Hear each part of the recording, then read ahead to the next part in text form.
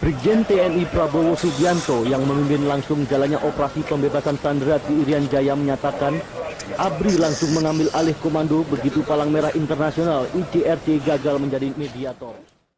Halo sobat, tema kita hari ini adalah nasib Prabowo ke depan. Seperti kita ketahui bahwa Prabowo adalah tokoh kontroversial. Awalnya ia menunjukkan sikap yang berseberangan dengan pemerintah. Banyak tokoh-tokoh pensiunan jenderal yang memojokkan Prabowo, seperti Wiranto, Agung Gumelar, dan kawan-kawan. Bahkan Prabowo dianggap pernah akan mengkudeta Presiden B.J. Habibie saat itu. Catatan yang dibuat hitam atau memang hitam tentang Prabowo ini menghiasi media massa dan para buzzer menyerangnya secara membabi buta. Tanpa disadari, masyarakat yang berseberangan dengan pemerintah menganggap Prabowo teraniaya dan dikorbankan. Kemudian Prabowo menjadi perbincangan hangat, citra Prabowo pun terus meningkat. Hal ini ditunjukkan pada saat ia kampanye. Ribuan bahkan jutaan massa menggelora menghadiri kampanyenya. Prabowo bagaikan pahlawan yang baru selesai perang.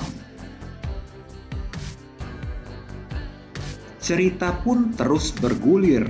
Kemudian Prabowo dikalahkan oleh Jokowi pada saat pemilihan presiden tahun 2014 dan tahun 2019 lalu. Namun kekalahan ini masih bersifat kontroversial. Kemudian Prabowo masuk lingkaran pemerintahan di bawah Presiden Jokowi. Prabowo menjadi Menteri Pertahanan.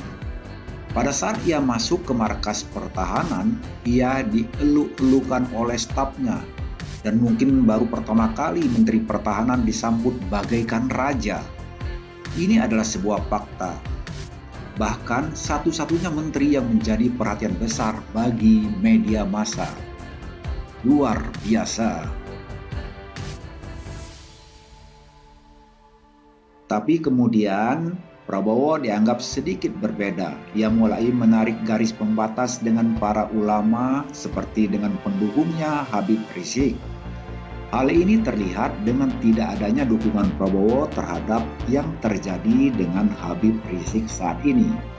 Atau memang kondisi yang tidak memungkinkan. Bahkan Prabowo mulai bermain mata dengan PDIP Megawati.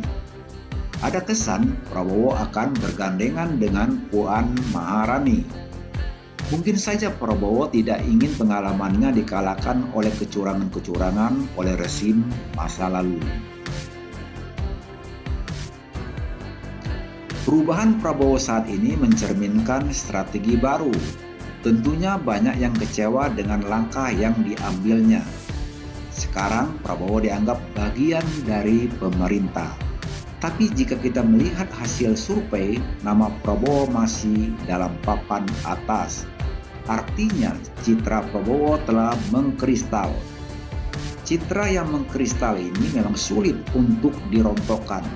Tapi tidak sedikit fanatisme terhadap ulama beralih ke Anies Baswedan. Sejarah terus bergulir.